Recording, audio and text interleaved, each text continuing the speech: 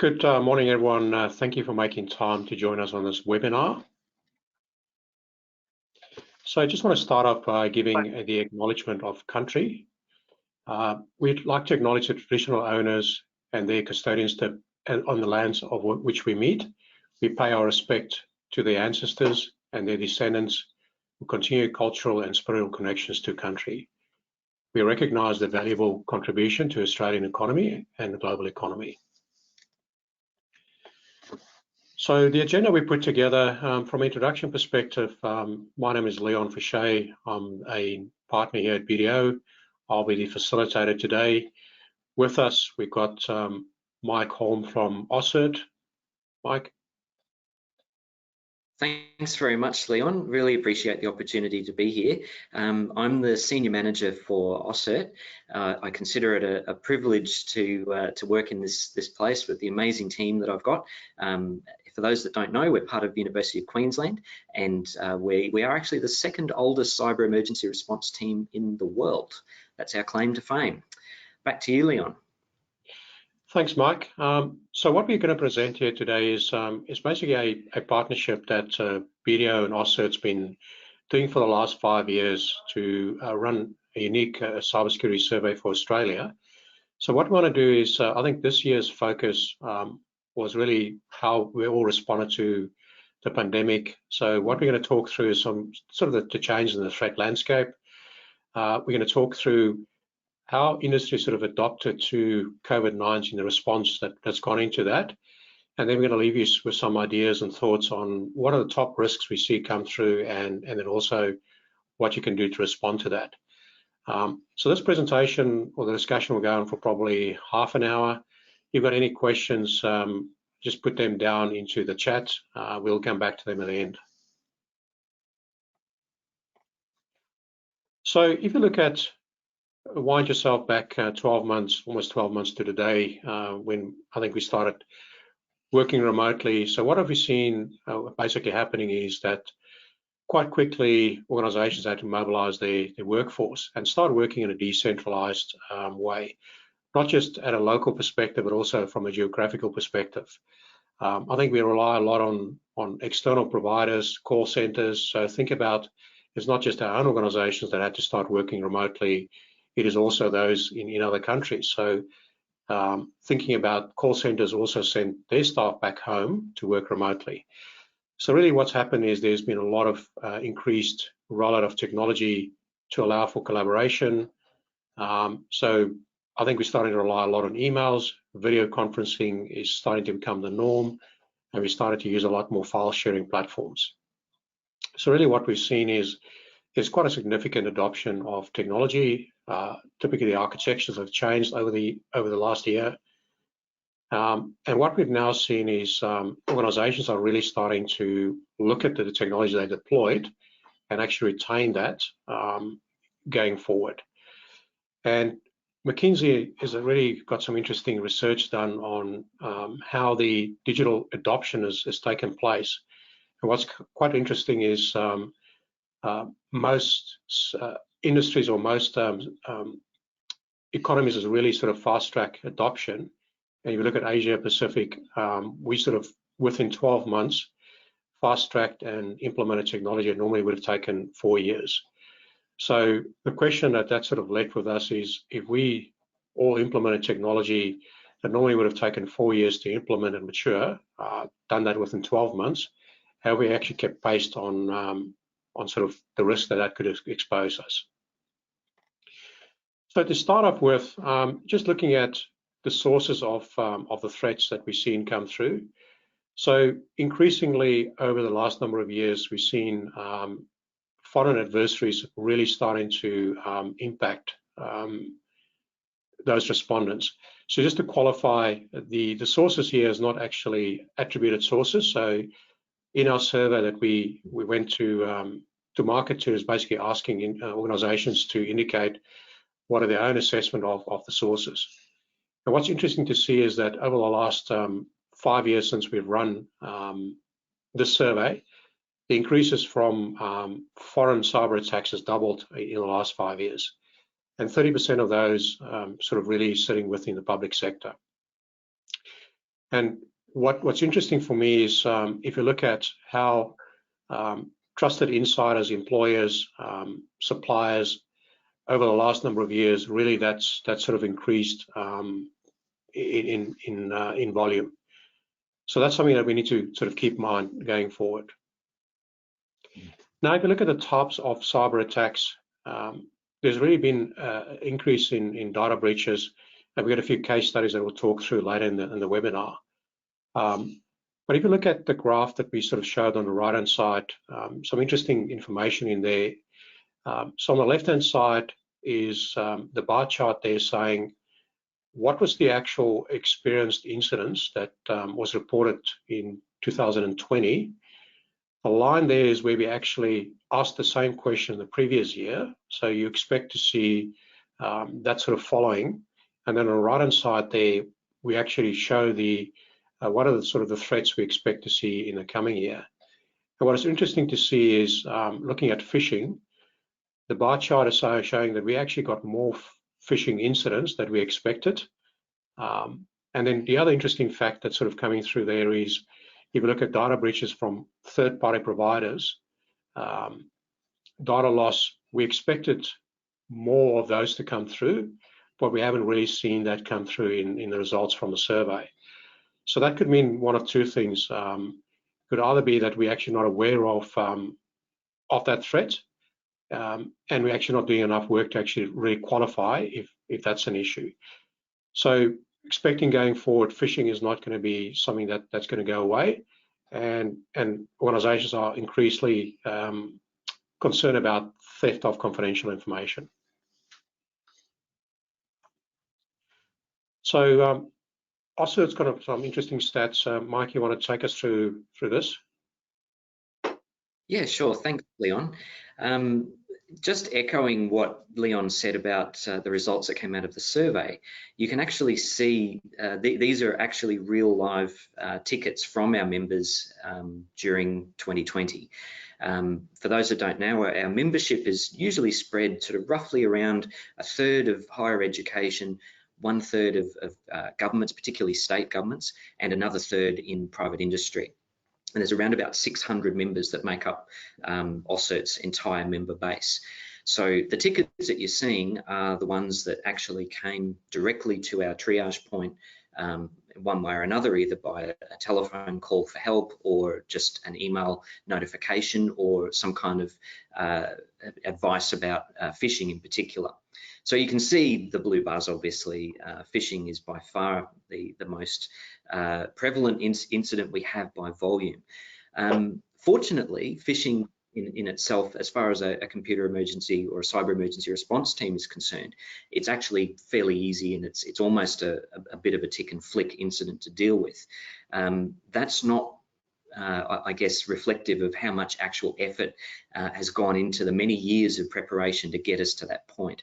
So we actually started to see the gradual uptick of phishing probably 2018, 2019, but it was gradual. It was to the point where we thought we're going to need some kind of better way of automated way of handling these things. We did have automation, which some of the previous AusCERT teams before all of the current people that work here had implemented and were great, but we needed to obviously modernize and make them more efficient. And we saw that fortunately in about 2018, 2019, and we were starting to think about it. And it was only in late 2019 that one of our analysts here, in fact, one of our senior analysts by the name of Eric, came up with a new way of basically going out and looking at phishing sites, categorizing them, deciding, you know, is it good, is it bad, how is it changing, is it still up? I mean, that's obviously the number one thing. And then obviously bringing that into some kind of ticketing system so that we could actually track it and bring the incident to closure. So Eric worked on something in-house that eventually was called Osprey. Everything has to have a cool name, of course. So the system was born, and Osprey was actually put into production late 2019. But it really came to fore in 2020. As soon as we realized the massive uptick in phishing, it was obviously then heavily used by the analysts to bring that under control. So fortunately, as I said, from the point of view of one of our members, they can sort of flick us a phishing site and say, this is causing us pain, and the analysts can then use the tool, Osprey, to go and look at it, categorize it, see what it is. A lot of that's automated, which is great.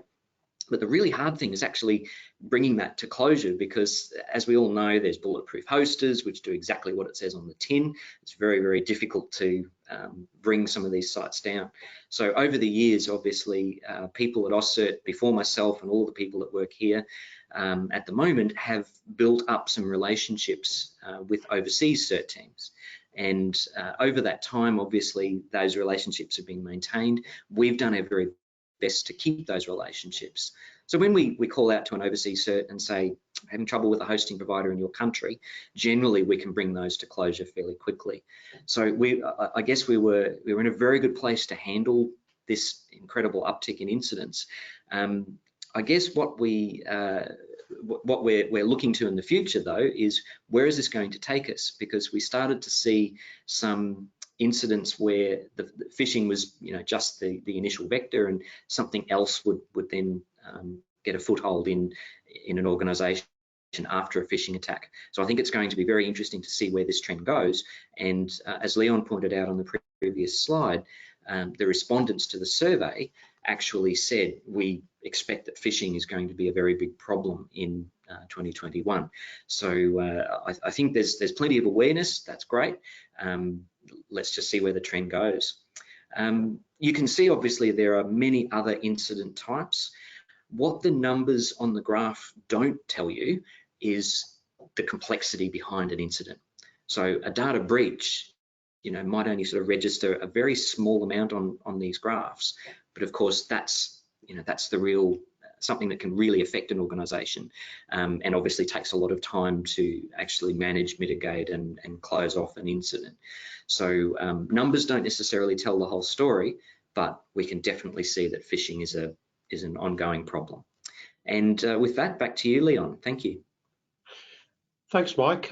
Just looking at these graphs, it's quite interesting to see that initial uptake from sort of January, February, March, really that increase in activity, and that's what you would have expected. People going, starting to work remotely. I see March has got some website defacements or some intrusions there, probably for another discussion. But have you guys sort of thought through and have a view of why we're seeing these cycles? You expect January and December probably be lower, but it's interesting to see September, quite a bit of a peak there. Yeah, oftentimes there's no real rhyme or reason to it. In the old days, and I'm old enough to remember cybersecurity back when there were very few conferences. Nowadays there are many conferences, obviously some really good hacker conferences and what have you, but back in the day AusCERT was the only one. And I can remember as an attendee before I worked here, I can remember going to the AusCERT conference and talking to other financial services cybersecurity teams, and that was the industry I was in at the time, and we all agreed during that conference there was an uptick in phishing every single time. So attackers, I think, generally do know that there's things going on. I'm always surprised that they don't take December and January, because at least in Australia, a lot of Western cultures, obviously that's when everyone takes leave. So that would be a wonderful time to actually have an uptick in phishing if I was an attacker, but that trend doesn't seem to occur. So no, we haven't really sort of been able to draw any meaningful conclusions behind this. And perhaps this is something for the chat after this presentation. If anyone has any thoughts on that, I'm all ears, because it'd be great to be able to defend better against these things. Thanks, Mike. You're actually right. Last year, the AusCERT conference was in September, so that sort of support the stats you're showing there. Okay, the next thing we want to just go through is the evolution of how organizations sort of taken their digital response in response to COVID-19. And what we've seen was sort of 5 phases organizations have gone through. So obviously the initial response was when we all started going to lockdown, businesses were faced with sending people home and ensuring that they effectively can work from home. So that's really the response part. Then we started to see a lot of investment happening where organizations started investing in adopting new technologies to sort of enable their workforce to work from home for a prolonged period of time. Organizations then start seeing that, look, this remote working is sort of working effectively. There was more adoption of that, so it's not just internal processes, but actually this business started opening up, started offering more services. So telehealth is a good example of that, and one of the case studies, we'll talk through that one. Then towards the middle to the latter part of last year, organizations started looking at, we've now got a workforce working effectively, we've got operating remotely. Let's just assess the technology that we've adopted and ensure that it's sort of integrated and fits the risk posture. And we're now seeing that organizations are now in the sustain mode. Is really about, we've now gone through the cycle, how do we make sure that this is now sustainable going forward? So if you just look at the first two, which is really respond and invest, what we're seeing there is that from our results is that a third of organizations were not well prepared to actually work remotely. And of those, 20% of organizations have in some way or form increased their spending to ensure they implement successful remote working systems. And then from an investment perspective, there's been most organizations started investing in cybersecurity, and our results that's coming through is that over 85% of organizations really increased their investment. Now, if you look at the graphs on the right-hand side, really the first one there is, I think it was important for organizations when they started looking at responding to this, the leadership teams really came together and started looking and talking about what does this mean. So we started seeing more organizations having regular conversations between the board and the cybersecurity team to understand the risks. So in previous years, sort of sitting around about the 60%, that's almost at 70% of organizations now actually having those conversations on a regular basis. We haven't really seen a lot of uptake in Chief Information Security Officer roles. So those are still really fairly low. And it's an important role to have because that's the seat at the table to ensure that investment decisions are made in the right way. Then if you look at the graph at the bottom there on the right-hand side is looking at where investment has gone into and what sort of security controls organizations have invested in. And what's interesting is email security and antivirus is by far the top most investment. And it's almost 100% of organizations have got that in place. What is interesting is, and Mike has actually talked to that, is that there's still a lot of phishing emails coming in, and phishing is still successful. So I think organizations are still over-relying on technology to protect against phishing, and we'll have some more thoughts around that later on. And if you look at, there's still not a lot of investment into some of the common security controls, the Essential 8, which application whitelisting is one of those that the ACSC is sort of requesting or suggesting organizations implement. And then if you look at data loss detection, intrusion detection, managing identity, those are fairly low adoption technologies at this stage. If we now look at sort of then the phases that organizations started going into sort of mid last year, which is about technology now implemented, let's start looking at how that is integrated within the business and start assessing the risk exposure. So from the graph on the top right-hand side is looking at some baseline requirements. So has organizations actually really defined what are the minimum security standards? If you look at cloud security, we've seen definitely an uptake in organizations having baseline requirements for those. So from a early 50%, a lot of investment has gone into that. That's now sitting over 60% of organizations have got some form of standard in place. More organizations are now doing risk assessments than in previous years, which is what you expected to see, given the nature of the adoption of digital technology to allow for remote working. But what is still interesting is that it's around about 50% of organizations have got security standards and baselines for their third-party providers or suppliers. And the same amount of those are actually doing regular risk assessments of their third parties. And then if you look at, if that's sort of the baseline, we still did see a lot of incidents come through. So if you look at what are the investments gone into around resilience, what we mean by resilience is that effectively, if all of those security controls fail, what are the protection or mitigation activities that's put in place to actually manage reduce the risk impact? And if you look in there is security operations centers or the capability to actually respond to a cybersecurity incident, it's still sitting fairly low. We have seen an increase in organizations adopting cyber incident response or breach incident response plans, but effectively those are still on a fairly low maturity compared to some of the other technical controls. And these are sitting on average just over 60%.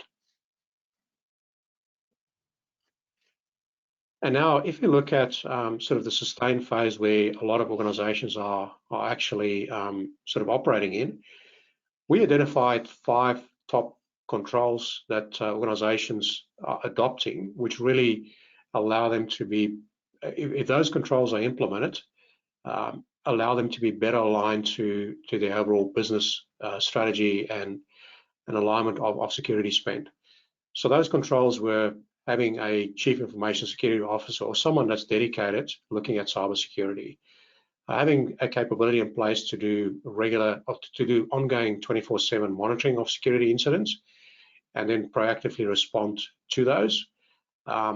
Awareness training and education is really important because given that your remote workforce is now somewhat distributed and working from home, that's the first line of defense. So organizations with cybersecurity awareness training were actually better prepared. Then the fourth one is around third-party risk assessments and doing vendor risk assessments for any new technology or any system changes. And the last one is to have a breach response plan in place. So what we've seen is organizations that actually have those 5 top controls implemented are twice as likely to have complete alignment with their business objectives, and then overall we're much better prepared to respond to cyber incidents. So just a few case studies, just wanted to talk through now. So I think the first area that we started to get fairly involved in the starting part of last year was organizations that started to adopting technology to allow the workforce to work remotely. So this one here is actually a government organization wanted to implement new technology to allow for wider collaboration, not just amongst themselves or amongst the agencies, but also external to citizens. So rolled out new video conferencing facilities, new collaboration. And what they wanted to make sure is that the adoption of this new technology is not exposing them to additional risks. So risk assessments were undertaken, and sort of the outcome of that identified a couple of interesting outcomes. I think that the important thing there is sort of a few use cases. So that came from that is that we're seeing in the short term, the court system wanted to continue actually running proceedings and court cases. So something that initially was just for a short period of time is now something that's going to stay. So I think that will actually allow that to be more effective. So really what came from that is to make sure that there's proper security of allowing people in and out of sort of those video conferencing. Education is another area that, I mean, we all got children who started working or sort of attending school from home, but also something that sort of became clear by doing these assessments is to provide counselling services. That's a bit more sensitive, and you need to put proper security controls around some of those counselling services.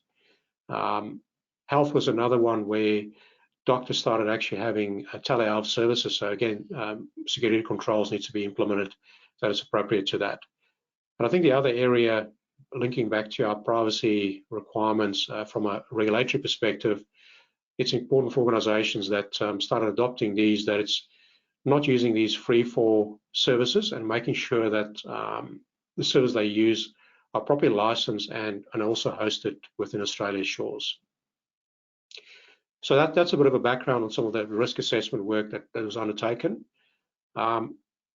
Then we've seen quite a lot of business email compromise, and those are really where organizations' email accounts got compromised by cyber criminals or hackers. And that specifically started increasing because, as I said before, when we started being shifted home to work from home, we started getting a lot more emails.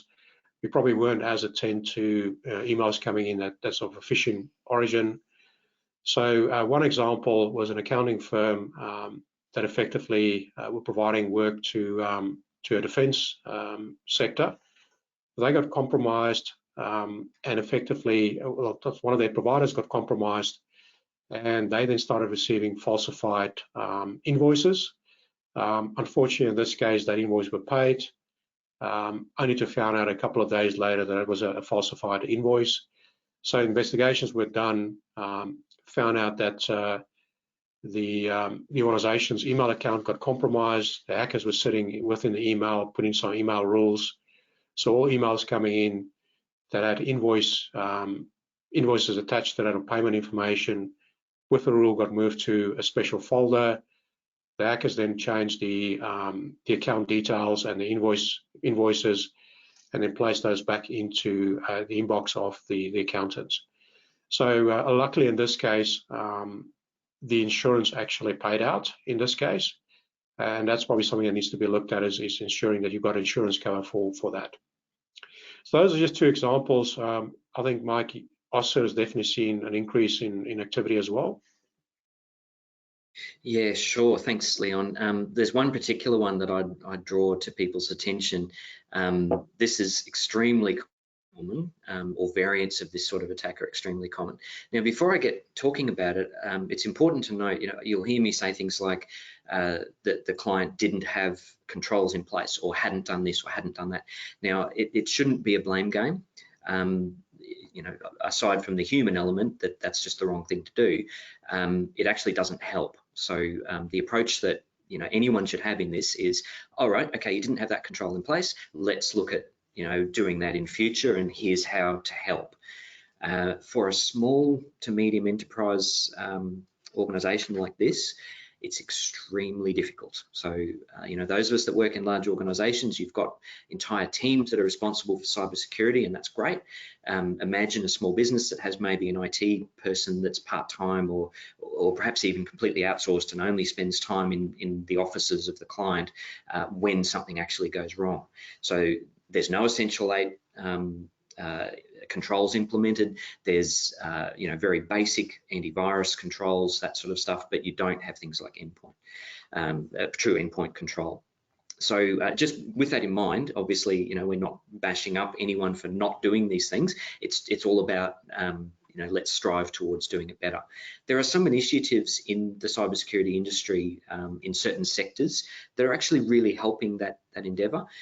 Where we sit in higher education, there's an organisation called AHEX, which is actually effectively an umbrella organisation over a couple of providers like AusCERT to actually help all of the universities and higher education entities around Australia and New Zealand to actually get access to those services, understand what the services are, because let's face it, sometimes that's a problem even in itself. Just understanding, well, what should I do about the essential aid?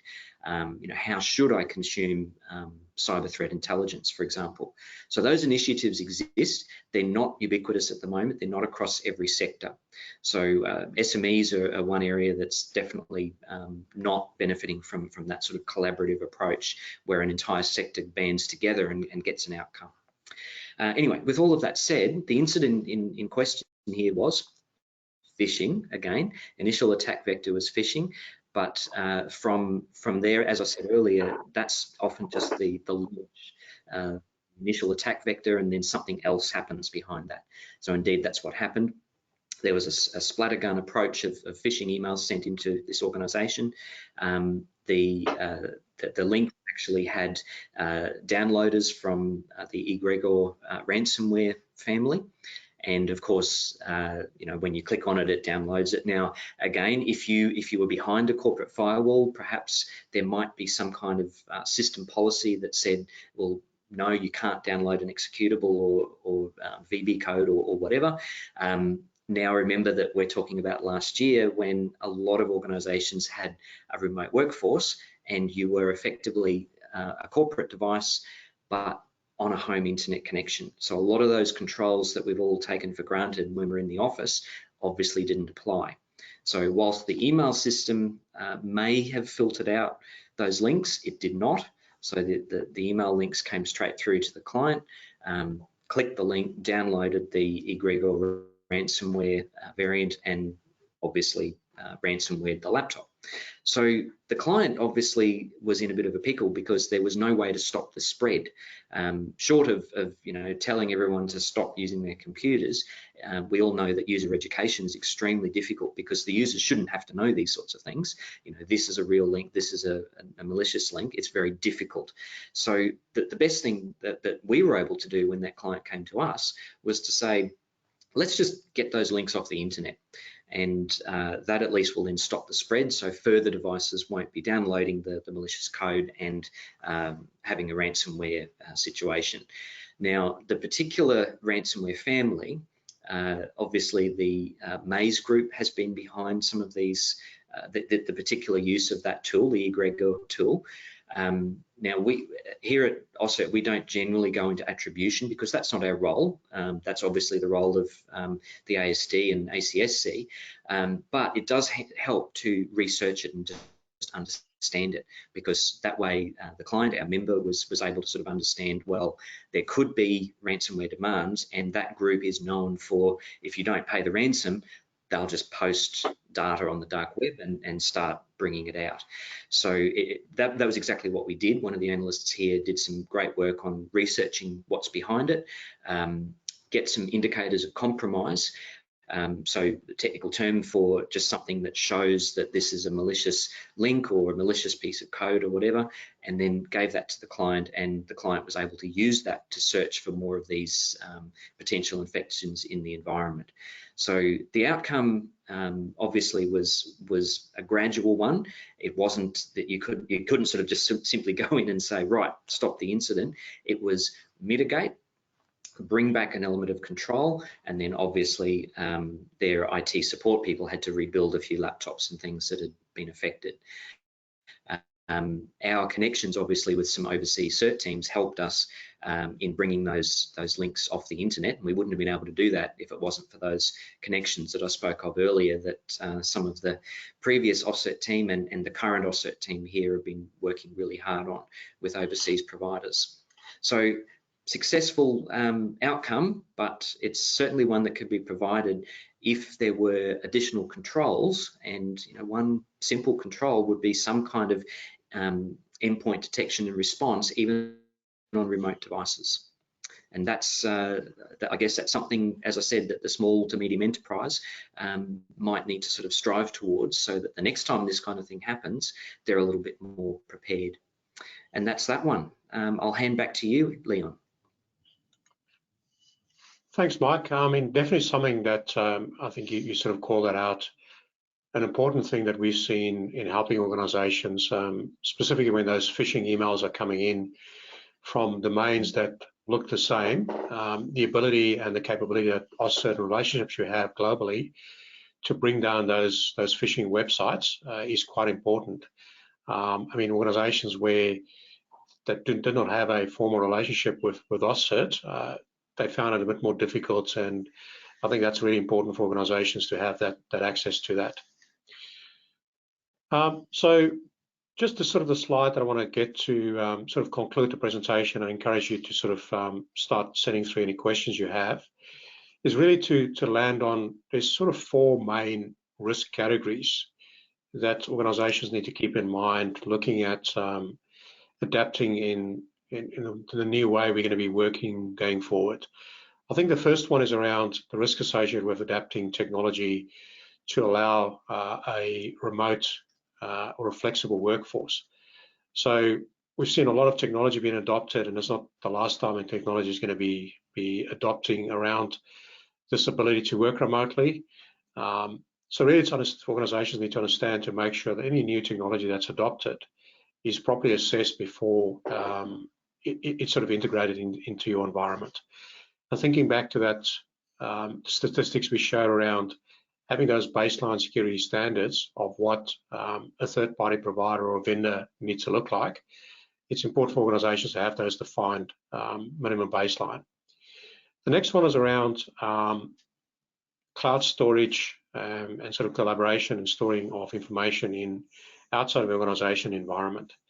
So there's a lot of free storage environments where organizations have, or people have access to.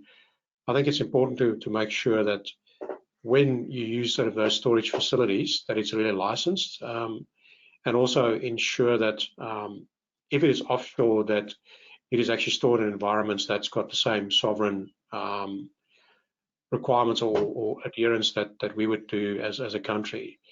And it's important to sort of make sure that you understand what's the information you're putting in there, classified.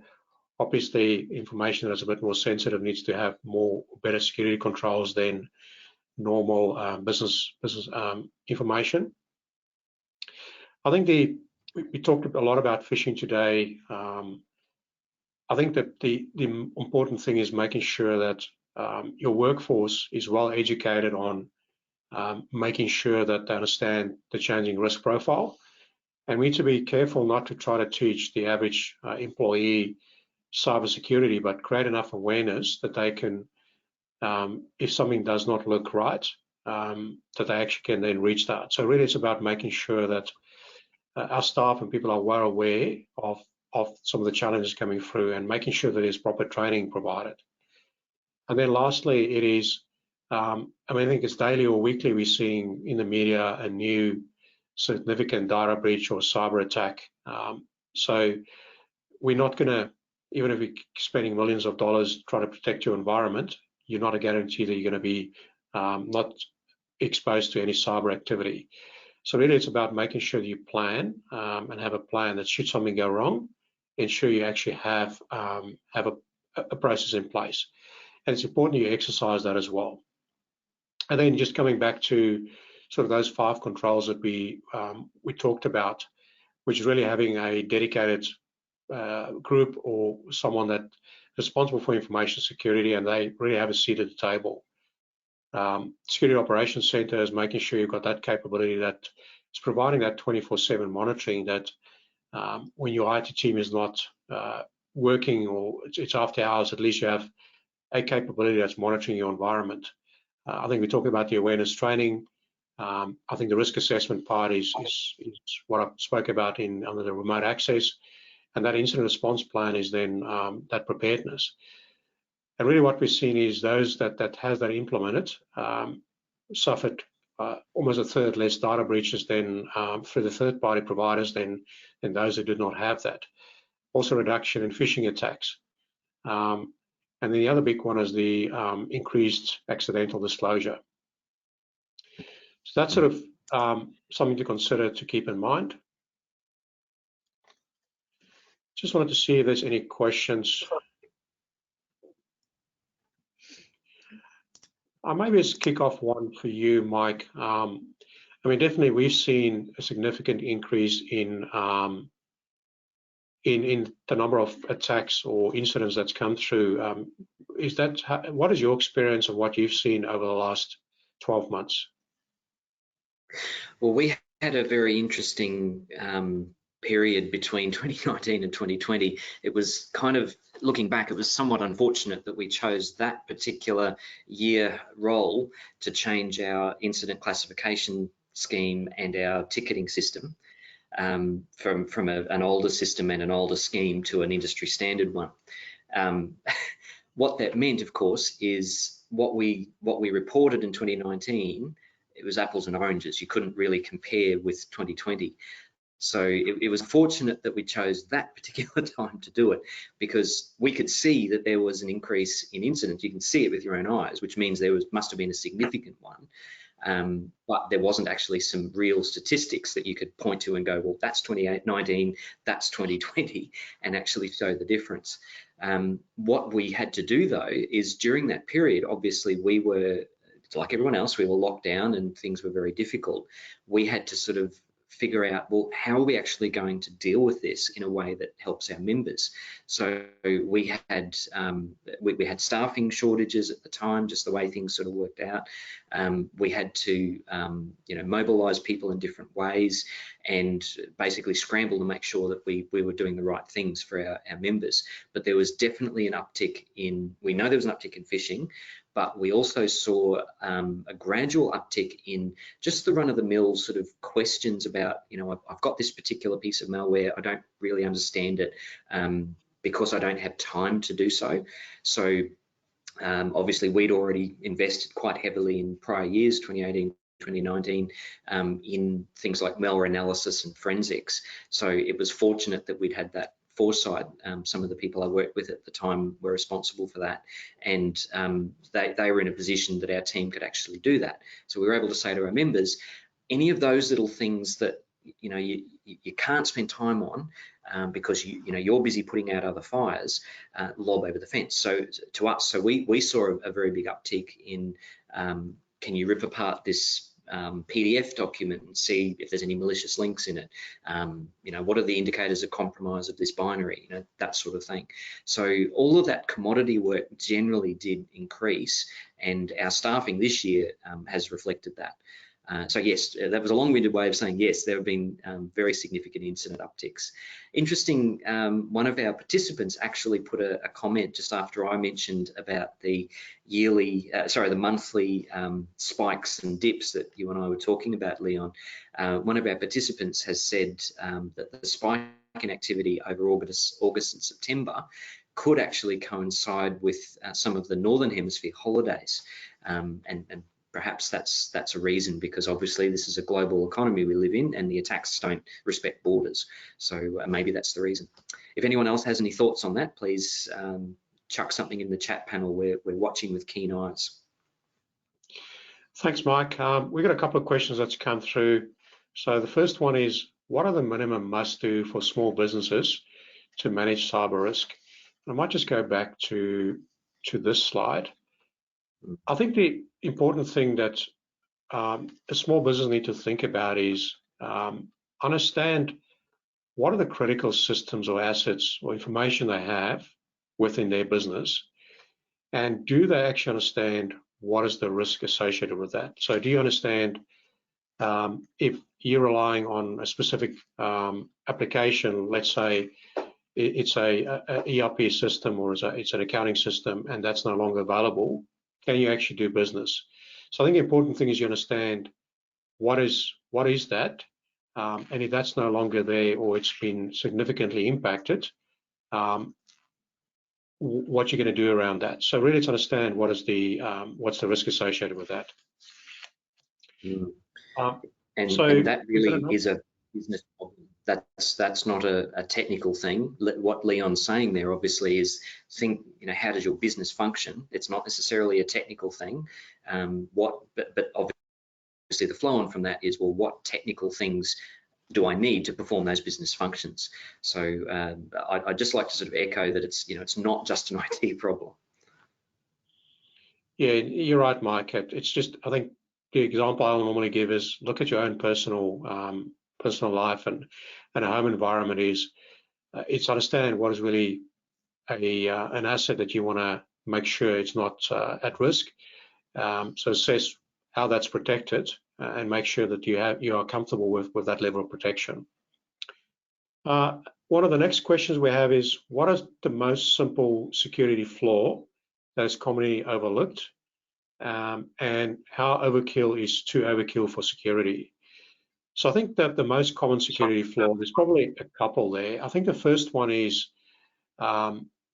making sure that your IT systems have got the latest security patches employed.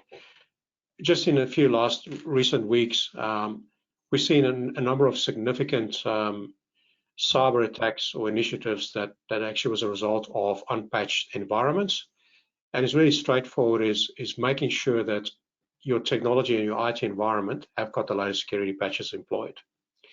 I think the other one is taking an approach that we'll be all right. We're too small. We're never going to be suffering a cyber attack. So it's making sure, and it comes back to the last risk that I have on slide here, is making sure you have got a plan. So make sure that you've got, you know who to contact if something goes wrong to your environment. You suffer a ransomware attack. So someone like AusCERT, who's really there to be the first port of call, that if something goes wrong, make sure you've got someone you can contact. Next question. What have you seen work successfully to garner board and executive leadership support for cybersecurity? That's a really good question. There's no silver bullet for that, but I think if you look at ultimately the board and the executive are the custodians and the owners of the business. So it's making sure that you help them understand what is critical to the business environment, and then also help understand if that system or environment is no longer available, what's the impact that's going to have to the organization. And then have a discussion about whether the business can actually afford not having that. So it's really having a risk discussion around if something happens, if that information gets compromised, it's out in the public domain, or a system is not available, you can't use it to do business. Make sure that management understand that that's the implication, and then let them make the decision around whether that risk is acceptable or not. So I think that's probably the best way to make sure that the executive and the board is on board, is because they're the owners of the business and the custodians, so they're the owners of the risk. Yes, I would echo that, because basically what you're doing is you're talking to someone that only really understands risk.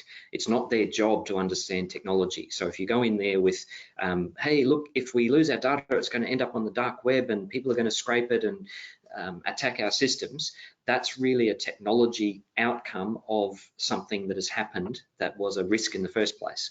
So if you talk in terms of, well, you don't want our company's secrets being stolen because, for example, you know, we're a shipbuilder or something, we don't want the designs of the ships that we're building being stolen and then replicated at half the price in an overseas country. Now that's a risk, and they'll understand that. I'll give you a cheeky answer to that question as well, and there is actually some truth to this, and I've seen this many times in a couple of other organizations I've worked in. The cheeky answer is crisis-unity. So if something has happened or does happen, no matter how big, use it as an opportunity to say, not I told you so, remember this isn't a blame game, but say this is an example of a control that has failed or wasn't there in the first place. So I'm looking for your approval to implement a control so that this won't happen again. During and after an incident, the purse strings suddenly open for IT controls. So, you know, I hope that you're not in a situation where that happens, but if it does, that's a very good time to say, I've got an idea for fixing this for the future so that this risk doesn't manifest itself again. That's the cheeky answer, but hey, I've seen it work. Thanks, Mike. We had another question here. Cybersecurity is an enterprise game, but SMEs are equally responsible for their data. What advice do we have for them? That's a really, really good question. We sort of keep on referring to that cybersecurity is a team sport, really, which has come back to that it's enterprise responsibility. I think larger organizations needs to sort of understand their reliance on SMEs providing a service to them. And it's important that once organizations or the enterprises understand that, it is to help educate those suppliers or those SMEs for them to understand that the implication that if that service or they sort of suffer a cyber attack, what's that going to have on them? So really want to make sure that organizations support SMEs to understand the risk they expose. Mike, we've got a question for you here. How would you differentiate in AusCERT services, the IT services who take care of networks and hardware? Oh, good question. So one of the things that we won't ever do, because it's not our role and it's not our area of expertise, is to actually have boots on the ground that can perform IT functions like, let's say you've had a breach and a whole bunch of endpoints need to be rebuilt, or you need to completely reconfigure a bunch of on-premise firewalls because you need to change the nature of the routing so that you can mitigate some risk. That's the sort of stuff that we don't do. What you should have is some kind of arrangement with your IT provider that you have all of that in place. So, okay, let's say the big incident hits and you need them to work overnight to rebuild a whole lot of desktops or laptops because they've been ransomwared and your business can't function. So you need to make sure that you've got an IT provider that is competent to and able to come in and run an incident like that. Our expertise is in general coordination of an incident. If you call us and tell us what's happening, the people that we have working at AusCERT are very well trained. Being a university, I'm not sure that we're perhaps the highest paying organisation in the world, but all of the people that we have here love to work here because they love the idea that they're actually helping other organisations protect against cyber threats. And what we give our staff in return is very good training. So many of them have completed SANS courses or will complete SANS courses.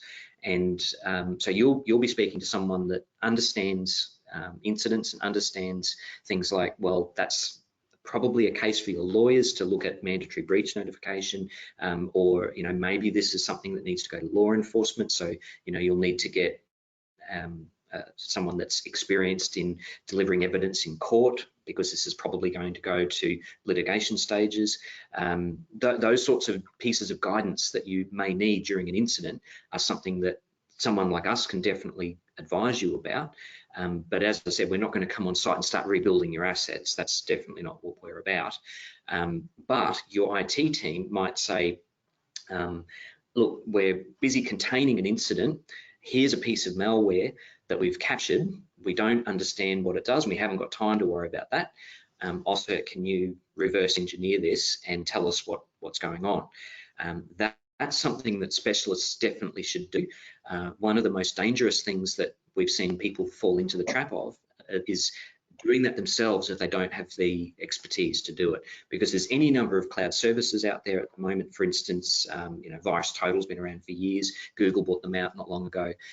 You can actually fling a piece of malware up to that cloud service and have it tell you, is it malicious or not? And it'll tell you, these are all the antivirus vendors, and yes or no, it's malicious or it's not. Now that's great, and it gives you an answer, but by doing that, you've actually given that service a copy of that piece of malware. Now, if there's something in that that is personally identifiable to your organization, for example, a PDF document that contains something from your organization, it's actually up there for someone else to download and look at. VirusTotal make that available to others.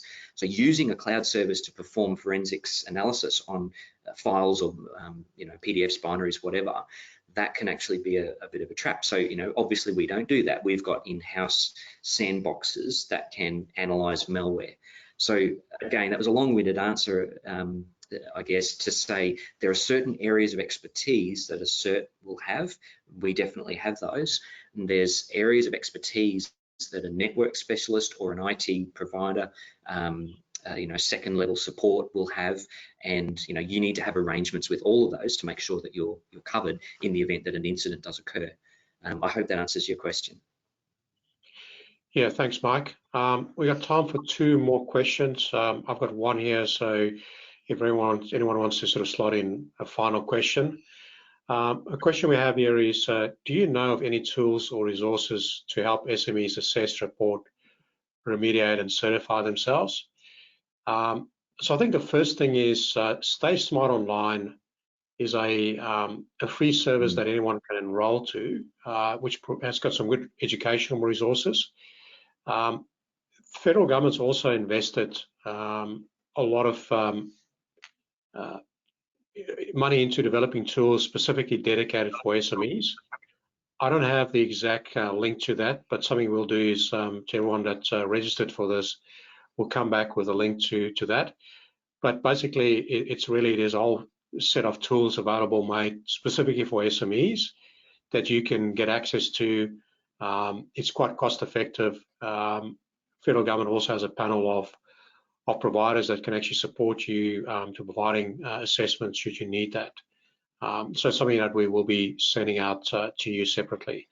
I don't know, Mike, have you got any other comments or sort of ideas of what SMEs would have access to? I would also put in a plug for our blog. So on our website, auscert.org.au, have a look under the resources and blogs and publications. One of the things that you'll find there is a weekly review, and you can actually subscribe to an email daily version of that as well, the daily intelligence report that we send. The reason I'm mentioning those is they contain news articles which are in the public domain, so they're quite often, mainstream news reporting have reported on various cybersecurity things that are occurring. And although some are technical, many of them are actually talking about risks that businesses probably need to know about. And for someone like an SME, you probably don't have someone dedicated in your organization to scanning the news and understanding well, these are the threats that other businesses are facing. So that can really help. It can also help even if you're in a large organization and it is your responsibility to research things like this, because no one likes for the CIO or the CISO to come down and say to you, what's this I hear about all this ransomware stuff, and you're not prepared. So if you subscribe to Stay Smart Online is a very good place for things. Subscribe to our daily intelligence report, the AusCERT.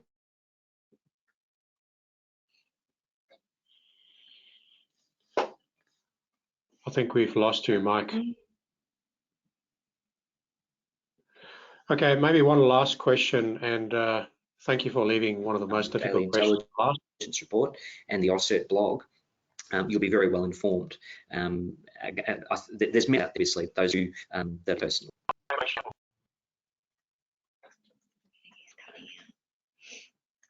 Sorry, let's just last question then is, how do we minimize the possibility of being targeted by these cyber attacks? I think the thing that you need to be aware is that a lot of these attacks are not targeted. It's really random. So make sure that you're not a soft target. I think Mike is sort of at the stage to the level of scanning that is done on organizations' external environment to look at vulnerabilities, the amount of phishing emails coming in. Yep. So make sure that you're not a phishing target and a soft target to be able to fall victim.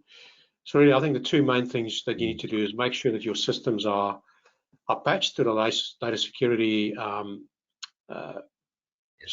patches. And I think that the second thing is about making sure that your staff are well trained and educated and aware of the increased cyber attacks. Extremely well, thank important. you very much. A little bit of knowledge, great thing. Sorry, I think we're starting to lose a bit of sync here. Well, I just wanted to, we're getting to the end of our webinar. Thank you very much for your time. A recording of this will be shared with you. If there's any other questions that you haven't actually had an opportunity to ask us, please feel free to email it to us. You've got both Mike and my email addresses in there. We really appreciate your time and enjoy the rest of your day. Thank you very much. Indeed. Thanks, everyone.